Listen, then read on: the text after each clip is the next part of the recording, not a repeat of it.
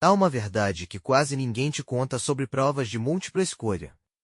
Elas não testam apenas o que tu sabes. Testam como tu pensas, sob pressão. E é exatamente aí, nesse pequeno espaço entre o que sabes e o que sentes, que a maioria das pessoas perde pontos que já tinha ganho. Imagina a cena. Estás sentado. A folha está à tua frente. O relógio começou a correr. E antes mesmo de leres a primeira pergunta, o teu corpo já tomou uma decisão. Tensão nos ombros. Respiração curta. Uma vozinha que sussurra. E se eu não souber? Essa vozinha não é o teu inimigo, mas se a deixares comandar, ela vai transformar cada pergunta difícil numa ameaça.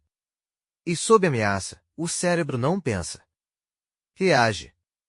Por isso, antes de falar de técnicas, precisamos falar do que acontece por dentro. Uma prova de múltipla escolha é, acima de tudo, um jogo de atenção controlada. Quem a escreve sabe exatamente onde a maioria vai tropeçar. E sabe também que o cansaço mental é o maior aliado do erro. Vamos, então, construir isto por camadas. Primeira camada, a leitura. A maioria dos erros não nasce da ignorância. Nasce da pressa. O cérebro, sob estresse, tenta poupar energia. Ele lê metade da pergunta e já corre para a resposta que parece familiar. E é essa familiaridade que te trai. Lê a pergunta 2 vezes. Sim, 2. Da primeira vez, para entender o que está a ser pedido. Da segunda, para captar o detalhe que ficou escondido na primeira leitura, uma palavra pequena, uma condição, uma exceção. Muitas provas não avaliam se sabes o conteúdo. Avaliam se conseguiste ler com precisão sob pressão. São coisas diferentes, e é fácil confundi-las.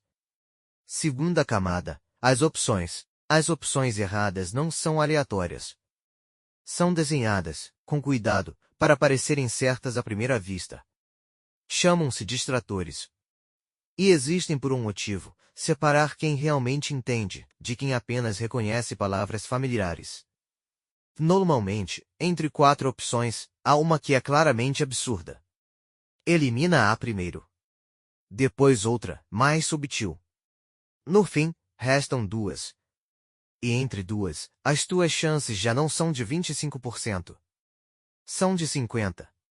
Isto não é sorte. É matemática aplicada à calma. Terceira camada, o tempo.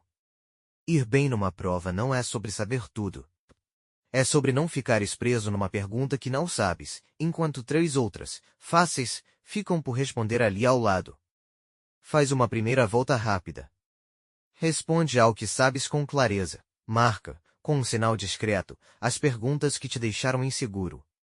Avança. Volta depois.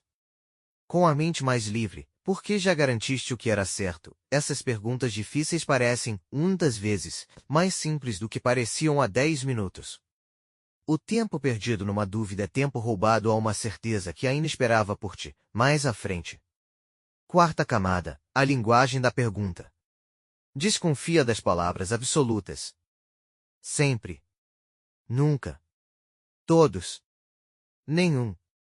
O mundo raramente é assim tão definitivo. E quem escreve provas sabe que a linguagem absoluta costuma esconder uma exceção, um contra-exemplo, um detalhe que a torna falsa.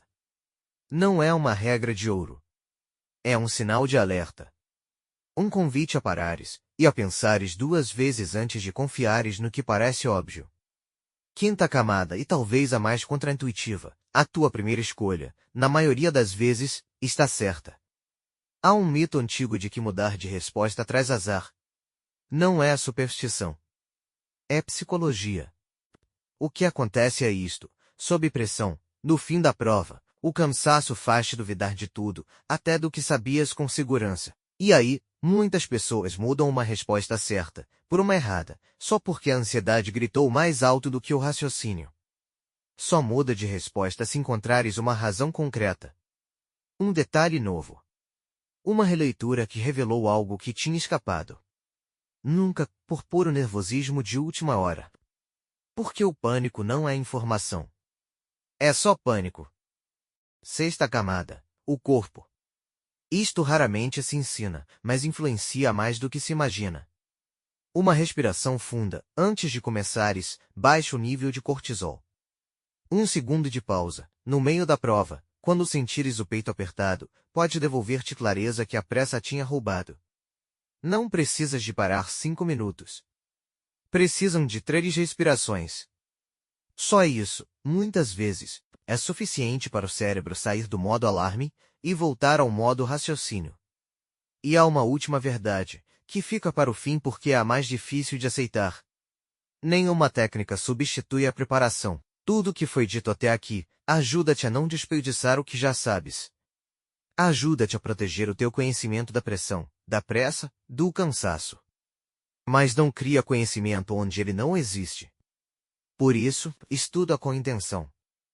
Revê com calma, dias antes, não na noite anterior. E entra na sala não à procura de sorte, mas à procura de clareza. Porque, no fim, ir bem numa prova de múltipla escolha não é sobre adivinhar certo. É sobre pensar com calma, num lugar feito, de propósito, para te apressar. E isso, mais do que qualquer técnica, é uma escolha que já podes começar a treinar hoje.